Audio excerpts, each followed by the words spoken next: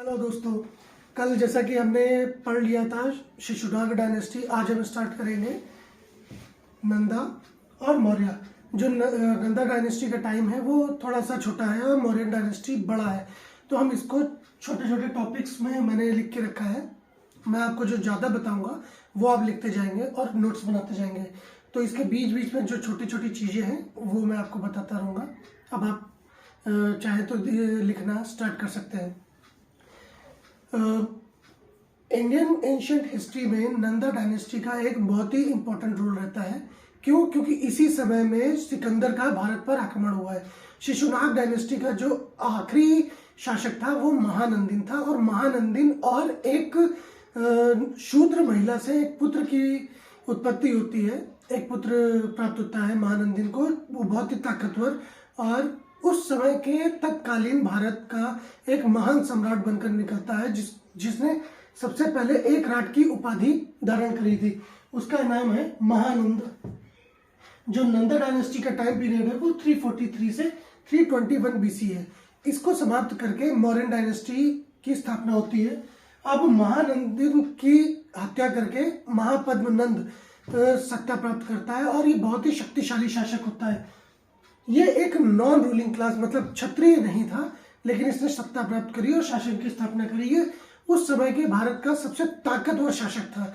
इसने कलिंग पर भी आक्रमण किया और वहां से जो लिटरेचर, स्क्रिप्ट वगैरह वो उठा कर ले आया था, और इसका अभिलेख हाथी गुम्फा अभिलेख में स्क्रिप्ट में मिलता है, जो खारवेल ने वापस कलिंग से ले गया था। ये शिशुनाग डायनेस्टी का ये मैं बता चुका हूं, और ये उत्तर भारत का पहला सबसे शक्तिशाली राजवंश था। इसके बाद इसके कई पुत्र थे कई पुत्र थे। उसमें से धनानंद ने सभी की हत्या करके गद्दी प्राप्त कर ली और शासक बन गया। धनानंद एक बहुत ही लोभी, व्यभिचारी और काम लोलुप शासक था। ये एक अयोग्य शासक था, लेकिन इसके पास उस समय के भारत की सबसे शक्तिशाली सेना थी, और इसने अपनी शक्तिशाली सेना के दम पर पूरे मगध और उत्तर भारत पर अपना शासन बना के रखा था, साम्राज्य बना के रखा था।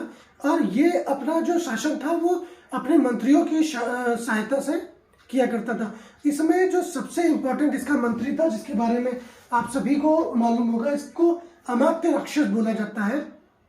ये क्या था? बहुत ही बुद्धिमान एक प्रकांड पंडित था, जिसने तक्षशिला से अपनी शिक्षा प्राप्त की थी, और ये चाणक्य का सीनियर था।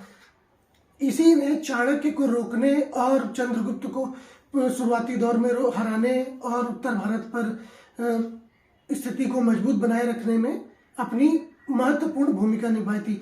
जब सिकंदर व्यास नदी के किनारे तक आ गया था, व्यास नदी के पश्चिमी सीमा तक, तब इसने क्या किया था कि सिकंदर को रोकने के लिए अपनी पूरी सेना को व्यास नदी के पूर्वी छोर पर तैनात कर दिया था। और ऐसी कथाएं फैलाई अलौकिक की मगध की सेना में बहुत ही अलौकिक और दैवी योद्धा पाए जाते हैं, जो एक एक योद्धा पूरी सेना पर भारी पड़ता है। तो जिसके कारण उसकी मतलब सिकंदर की सेना में भय की स्थिति पैदा हो गई, और सेना ने व्यास नदी को पार करने के लिए मना कर दिया, और सिकंदर को ही वहां से वापस लौट के जाना पड़ा। इसके कुछ बच्चे थे, जिसमें सबसे इंपॉर्टेंट जो नाम आता है दुर्धरा का आता है। दुर्धरा चंद्रगुप्त से प्रेम करती थी, और इसी प्रेम के वश उसने मगध के शासन या धनानंद के शासन के अगेंस्ट में जाकर चंद्रगुप्त की सहायता करी थी। चंद्रगुप्त ने अपने शुरुआती समय में धनानंद के साम्राज्य पर काफी बार आक्रमण करने की, अलग अलग स्थितियों से, अलग अलग तरीकों से आक्रमण करने की कोशिश करी, जिसका पुरजोर विरोध किया धनानंद और उसकी सेना ने, और कई बार वो हारा भी, और फिर वहां से मार के भगाए गए। चाणक्य और चंद्रगुप्त कई पराजयों के बाद उनको सफलता मिली थी।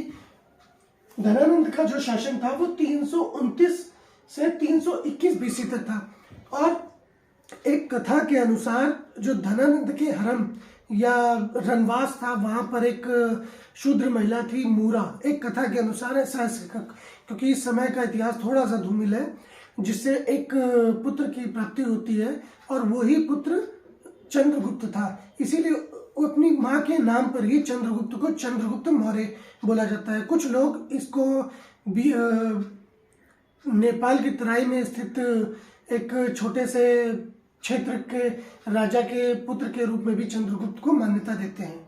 तो ये पहला जो टॉपिक था ये नंदा डायनेस्टी का था।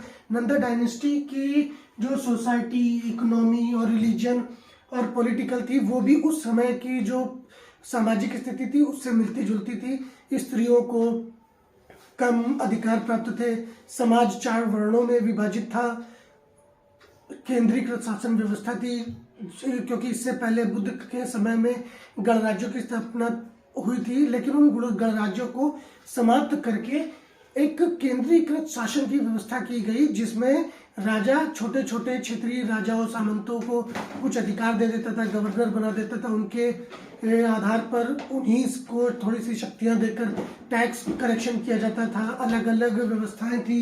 इकोनॉमी इनकी बहुत ही मजबूत थी, क्योंकि उत्तर भारत के सबसे उपजाऊ क्षेत्र पर इनका शासन था।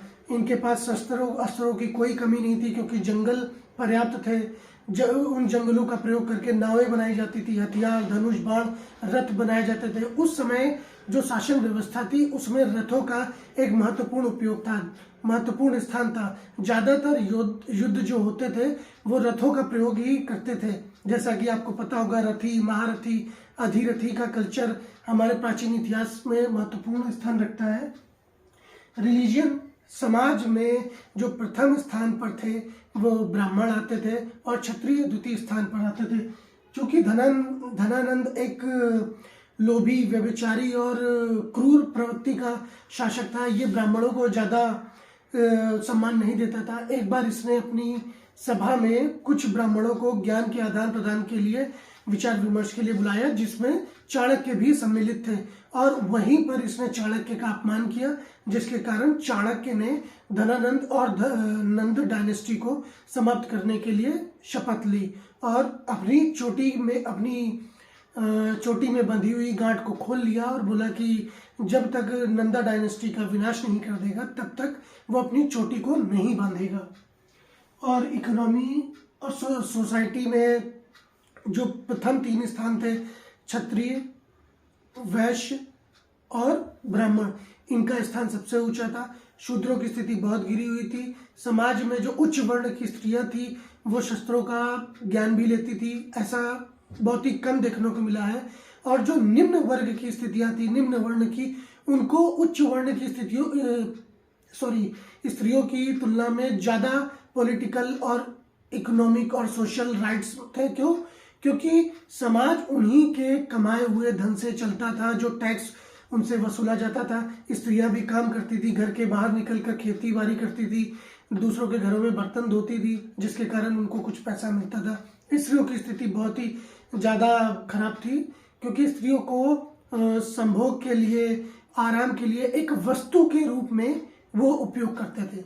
ये था नंदा डायनेस्टी। अगर आपको कोई डाउट हो तो आप उससे पूछ सकते हैं। Thank you.